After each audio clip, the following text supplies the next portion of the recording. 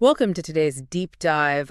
Today is February 28th, 2026, and we're looking at a pretty heavy critical briefing today. Yeah, it's an incredibly vast and, frankly, rapidly deteriorating geographic landscape. It really is. We've got a stack of sources detailing two parallel, really high-intensity security crises that are just entirely engulfing South Asia and the Gulf region right now. And these are rapidly developing situations for you to follow.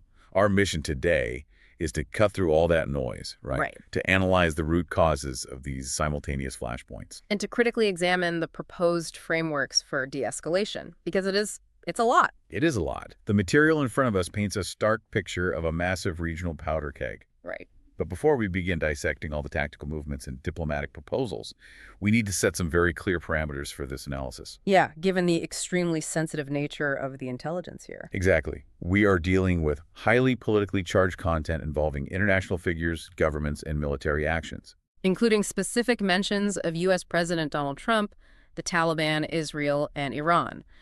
So we want to tell you directly, we are not taking any sides, nor are we endorsing any viewpoints or actions mentioned today. Right. Our only goal is to impartially report on the contents provided in your source material to help you understand the ideas and facts as they are written. Our role is strictly analytical. We are just synthesizing the geopolitical data, the stated military objectives, and the historical context provided in this briefing. Just to give you a comprehensive overview of a very dangerous moment in global security. Precisely. Okay, let's unpack this. We are looking at a situation with a sheer scale that requires us to basically look at two distinct maps simultaneously. Two entirely different theaters of conflict. Right. We have one rapidly escalating conflict in South Asia between Pakistan and Afghanistan, and a completely separate, massive military operation in the Gulf involving a U.S.-Israel coalition and Iran. Let's start with the South Asian front. Yeah, good idea. So just yesterday, on February 27, Pakistan's defense minister, Khawaja Asif, made a startling public declaration. Officially stating that Pakistan has engaged in an open war against Afghanistan. An open war. I mean, that terminology alone reflects a severe breakdown in diplomatic relations. It marks the absolute worst flare-up of violence since the Taliban returned to power in Kabul back in 2021. And the human toll is already mounting so rapidly. The timeline of this escalation, it began with Pakistani airstrikes. Right, targeting what they identified as militant strongholds within the Afghan border regions. Which immediately prompted Afghan retaliatory attacks on Pakistani military installations just across the border. The casualty figures provided in the briefing really ground this in a grim reality for you. Yeah, Pakistan is reporting over 130 Afghan casualties resulting from their airstrikes. While Afghanistan claims its retaliatory artillery and ground assaults have killed 55 Pakistani soldiers. Seeing military casualties of that magnitude in a matter of days, it forces us to examine the structural fractures that actually led to this breaking point. And the briefing points to cross-border militancy as the immediate catalyst. Pakistan directly accuses the Afghan Taliban government of providing safe haven to militant groups. Specifically the TTP, known as the Pakistani Taliban and ISIS-K. But we need to distinguish between these groups, right? Just to understand the complexity of Pakistan's accusation. Definitely. So the TTP shares ideological roots with the Afghan Taliban, but their focus is entirely on overthrowing the Pakistani state. Right. ISIS-K, on the other hand, the regional affiliate of the Islamic State, they are entirely different. They actively antagonize both Pakistan and the Afghan Taliban. They're trying to undermine the Taliban's legitimacy. Exactly, by exploiting security vacuums and launching these devastating sectarian attacks. And Pakistan attributes a recent surge of deadly violence on its own soil, including that catastrophic mosque bombing in Islamabad, to militants operating with impunity out of these Afghan sanctuaries. While Afghanistan, in turn, flatly denies the presence of any TTP training camps on its territory. So you have a fundamental dispute over facts on the ground. Creating a security dilemma where both sides feel entirely justified in their military posturing. But as anyone who follows South Asian security knows, it always comes back to, wait, this is the Durand Line, isn't it? Yes, exactly. That's the historical aha moment here. What the briefing highlights so effectively is how this historical grievance is being weaponized right now. Because we are talking about a 2,600-kilometer border drawn up by the British colonial empire in 1893. And the Afghan government has literally never recognized this line as a legitimate international boundary. The lack of formal recognition means the border is not just a line on a map, It's a persistent structural flaw in the region's geopolitical architecture. Because Afghanistan views the Durand Line as an artificial colonial imposition that divided the Pashtun people. So any attempt by Pakistan to fortify the border, build fencing, or even conduct security patrols. It's perceived in Kabul as an aggressive annexation of territory. Exactly. It transforms standard border management into a highly volatile nationalist flashpoint. And that dynamic just fuels a continuous self-sabotaging cycle of blame. When Pakistan conducts cross-border airstrikes targeting suspected TTP leaders, Afghanistan views it as a blatant, unforgivable violation of its sovereign airspace. While Pakistan views those exact same actions as a necessary measure of preemptive self-defense against domestic terrorism. This mutual suspicion is so deeply entrenched that it has actively destroyed previous diplomatic off-ramps. Like the mediation efforts led by Turkey and Qatar. Right. The briefing notes those completely collapsed because the diplomatic channels were poisoned by this continuous loop of sovereignty violations and retaliatory violence. Leaving a diplomatic vacuum that's now being filled by artillery fire and airstrikes. The South Asian theater is an active burning conflict. But the most alarming aspect of the intelligence we're reviewing is that this is only half of the security picture. Right, because on the exact same days, February 27 and 28, a completely separate, massive military operation was launched in the Middle East. Shifting our focus to the Gulf. The briefing details a pre-planned joint U.S.-Israeli military operation designated as Roaring Lion, which specifically targeted Iranian military and nuclear infrastructure. But the strategic objectives behind this campaign differ significantly depending on which capital you are listening to. Analyzing the stated goals neutrally as they are presented in the text reveals a real divergence in strategic intent. Israel described its airstrikes as a necessary preemptive measure to significantly degrade Iran's military capabilities and remove what Israeli leadership views as existential threats to its national survival. Conversely, U.S. President Donald Trump is noted in the briefing as framing the military campaign in broader terms. Terms that go beyond simply containing Iran's nuclear ambitions. Suggesting that regime change in Tehran is a potential objective of the operation. Establishing regime change as a goal creates a very different finish line for a military operation compared to targeted degradation. It really does. And the Islamic Revolutionary Guard Corps, the IRGC, responded to Operation Roaring Lion with immediate and expansive retaliatory missile and drone attacks. They did not limit their counterstrikes to the origin points of the attacks. No, they didn't. The IRGC targeted Israeli and U.S. military infrastructure across the entire Middle East. The geography of this retaliation is staggering. It really demonstrates how quickly a targeted strike can metastasize into a multi-front regional war.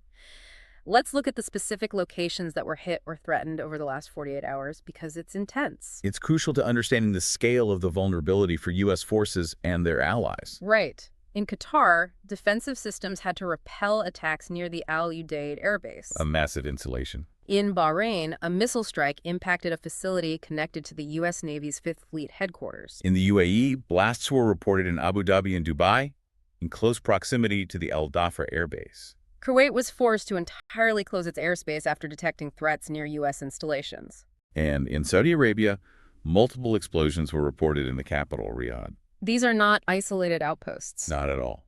They are the logistical and tactical nerve centers of the U.S. military presence in the region. The strategic value of these bases cannot be overstated. Al Udeid in Qatar houses the Combined Air Operations Center, which directs all U.S. and coalition air power throughout the Middle East and parts of Asia. The Fifth Fleet in Bahrain is responsible for maritime security across heavily trafficked choke points like the Strait of Hormuz and the Suez Canal. And Al Dhafra in the UAE hosts sophisticated intelligence, surveillance, and stealth fighter assets. By targeting these specific locations, Iran is clearly attempting to blind U.S. command and control and disrupt the logistical supply chains required to sustain Operation Roaring Lion. Which brings up an impossible situation. What's the phrase the briefing uses? What's fascinating here is what the briefing terms the host nation dilemma. Yes, the host nation dilemma. Nations like Qatar, the UAE, and Bahrain have built their national security architectures around hosting critical U.S. military commands. It has been the cornerstone of their defense strategy for decades. Now, because of those exact same military assets, their sovereign territory is suddenly becoming a primary battlefield in a war they did not initiate. And a war they certainly do not want. The dilemma is acute. They rely on the U.S. security umbrella for protection against regional threats, primarily Iran.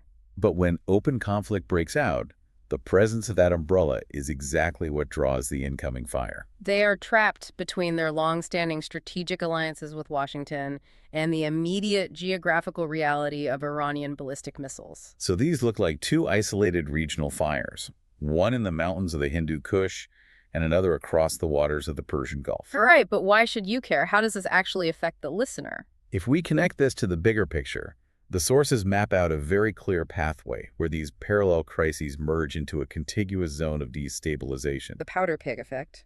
Exactly. The connective tissue between these two theaters is Iran's extensive network of influence and proxy relationships across the Middle East and South Asia. For instance, the Iran-aligned Houthi movement in Yemen has previously demonstrated the capability and willingness to launch sophisticated drone and missile attacks deep into the UAE and Saudi Arabia. A wider, uncontained war in the Gulf risks emboldening various militant actors and non-state groups everywhere. It creates an environment of pervasive instability where militant groups realize the major state powers are distracted by high-intensity conflict. Bridging the gap between the Gulf War and the Pakistan-Afghanistan theater. And beyond the kinetic military threat, we have to talk about the economic shockwaves of these simultaneous conflicts because they are already materializing. Looking at the local impacts first, the immediate closure of the border crossings between Pakistan and Afghanistan is choking off the primary arteries of trade. The briefing notes this is causing rapid, severe food and fuel inflation for civilian populations that are already enduring highly fragile economic conditions. The disruption of local supply chains in South Asia is devastating for the civilian population. But when we extrapolate that disruption to the Gulf, the implications become truly global. Because the Persian Gulf and the Strait of Hormuz represent the central nervous system of global energy markets. The briefing points out that an expanded Gulf War, particularly one that involves regular missile exchanges over critical shipping lanes, would inevitably send global oil prices soaring. It would hit everyone's wallet. The threat of maritime insurance premiums skyrocketing or tankers refusing to transit the Strait of Hormuz acts like a sudden, massive tax on literally every sector of the global economy that relies on transport and logistics. We are looking at an inflationary wave that would hit manufacturing, agriculture, and consumer goods worldwide. Devastating fragile economies well beyond the borders of the Middle East. This systemic risk is exactly why the intelligence document dedicates a significant portion of its analysis to proposing a framework for de-escalation and diplomatic resolution. So it's not all doom and gloom. No, it offers a blueprint for sanity, attempting to chart a course out of this dual crisis scenario. Let's pivot to that hope then. Let's critically examine the solutions they are putting forward, starting with the South Asian front. The immediate recommendation is a UN-backed, verified ceasefire. The UN Secretary-General has called for both Pakistan and Afghanistan to halt hostilities to prevent further civilian casualties And guarantee humanitarian access to the border regions. Following a cessation of violence, the briefing suggests establishing a new joint Pakistan-Afghanistan Reconciliation Commission. The authors acknowledge that previous bilateral mediation failed, so this new commission would require facilitation by trusted regional heavyweights. Specifically suggesting Qatar, China, or Saudi Arabia. And the mandate of this commission wouldn't just be open-ended dialogue. It would focus on co-developing a phased action plan on militancy. Addressing Pakistan's security concerns regarding the TTP while respecting Afghan sovereignty, rather than violating it through unilateral military strikes. Reopening the border trade routes is pitched as an essential confidence-building measure to stop the economic bleeding. But forcing the Taliban and the government in Islamabad to co-develop a cohesive security strategy when they fundamentally cannot even agree on the legitimacy of their shared border, that seems like a massive logistical and political hurdle. The Durand Line remains an unresolved historical grievance. Yep. It is a monumental hurdle. Yeah. But the briefing argues that while resolving the historical status of the Durand Line is a multi-generational challenge, the immediate goal must be establishing joint border management mechanisms. The objective is to compartmentalize the historical dispute so that isolated border skirmishes over fence construction don't automatically escalate into artillery barrages. It requires utilizing the economic leverage of a partner like China, which has vested interest in regional stability for its Belt and Road Initiative, to underwrite the agreement and ensure compliance. Shifting to the Gulf, the briefing's language becomes remarkably direct regarding the military objectives of Operation Roaring Lion. It explicitly asserts that pursuing regime change or the total military degradation of Iran is, quote, a fantasy that will only lead to endless war. The authors argue that maximalist military goals are simply unachievable without sparking a catastrophic regional conflagration. The alternative proposed in the text involves an unconditional UN-supervised ceasefire between the U.S., Israel, and Iran. Following a ceasefire, the document highlights the critical need for a completely new regional security architecture. It points to a proposal brought forward by Iran's vice president for the creation of the Muslim West Asian Dialogue Association, or MUDA. The stated aim of MODA is to establish a comprehensive non-aggression pact among the Gulf states. The underlying logic is that a regional security framework is the only sustainable way to resolve the host nation dilemma, allowing Gulf countries to maintain sovereignty without being forced to choose between Western alliances and safety from Iranian retaliation. But a non-aggression pact sounds great on paper. Right. Given the decades of proxy warfare, ideological rivalry, and deep-seated mistrust between Iran and nations like Saudi Arabia, how does the briefing actually suggest getting them in the same room? Signing a binding regional security framework requires a level of diplomatic trust that simply does not exist right now. Yeah. The briefing acknowledges that severe trust deficit.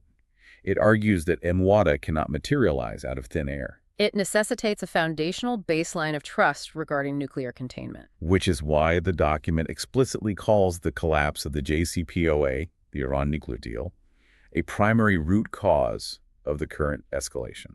The analysis asserts that any sustainable regional pact must be preceded by a return to verifiable nuclear diplomacy. Limiting Iran's nuclear program in exchange for verifiable sanctions relief. The international community's role is also heavily emphasized here. The proposed framework demands unified diplomatic pressure from the UN, China, and the EU to speak with a single voice, demanding an end to hostilities in both theaters. Furthermore, a massive humanitarian surge is required to manage the inevitable displacement, medical emergencies, and food insecurity resulting from the violence in Afghanistan, Pakistan, and potentially across the Gulf. Beyond official statecraft, the briefing suggests heavily supporting Track 2 diplomacy initiatives. When official public diplomatic channels are paralyzed by political posturing or active kinetic conflict, Track 2 dialogues become essential.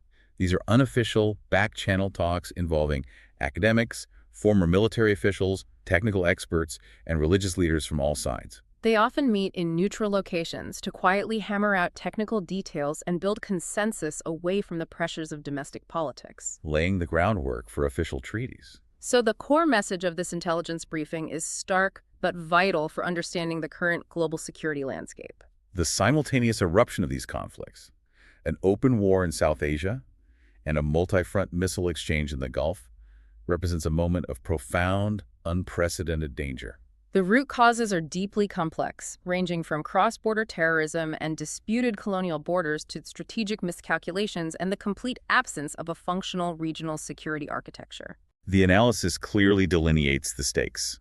The structural tensions driving these crises are deeply embedded, but the document emphasizes that they are not insurmountable. The choice confronting every stakeholder, from regional powers to global superpowers, is between engaging in good faith diplomacy and suffering the consequences of a multi-front war that could destabilize the Muslim world for a generation. It is a choice between charting a highly complex diplomatic pathway and plunging into endless regional suffering. We have covered a massive amount of strategic, historical, and economic ground today, and I hope this analysis has provided clarity on the sheer scale of the forces currently in motion. It's a lot to take in. It is. But before we conclude, there's one final lingering question I want you to mull over.